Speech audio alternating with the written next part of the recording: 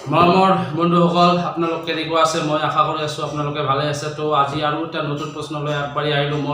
মই ফুল ইছলাম আৰু আপোনালোকে দেখি আছে আসাম কুইজ ইউটিউব চেনেল তো বন্ধুসকল আজিৰ প্ৰশ্নটো হ'ল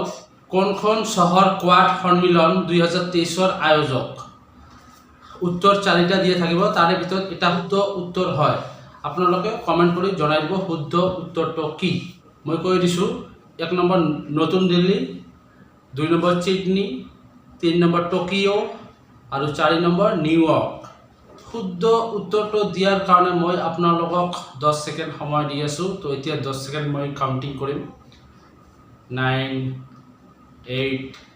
7 6 5 4 3 2 1 আপোনালোকৰ 10 ছেকেণ্ড শেষ হৈ গ'ল মই এতিয়া শুদ্ধ এনসাৰটো কৈ দি আছোঁ শুদ্ধ এনসাৰটো হ'ল চিডনী কেনেকৈ হ'ল টকা অলপমানখিনি কৈ দিছোঁ এই বছৰৰ 24 মেত চিডনীত কোৱাড সন্মিলন ২০২৩ আয়োজন কৰা হ'ব এই সন্মিলনখন হ'ব কোৱাড দেশসমূহৰ নেতাসকলৰ মাজত তৃতীয় ব্যক্তিগত বৈঠক কোৱাড গোটত আমেৰিকা যুক্তৰাজ্য অষ্ট্ৰেলিয়া ভাৰত আৰু জাপান অন্তৰ্ভুক্ত আছে প্ৰথম দুখন কোৱাড বৈঠক আমেৰিকা যুক্তৰাষ্ট্ৰ আৰু জাপানত অনুষ্ঠিত হৈছিল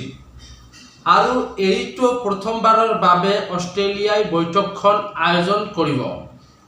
তো বন্ধুসকল ভিডিঅ'টো কেনেকুৱা লাগিছে যদি ভাল লাগিছে লাইক কমেণ্ট শ্বেয়াৰ কৰিব আৰু চেনেলত নতুন হৈ থাকিলে চেনেলখন সাবস্ক্ৰাইব কৰি ল'ব আৰু নতুন মজাৰ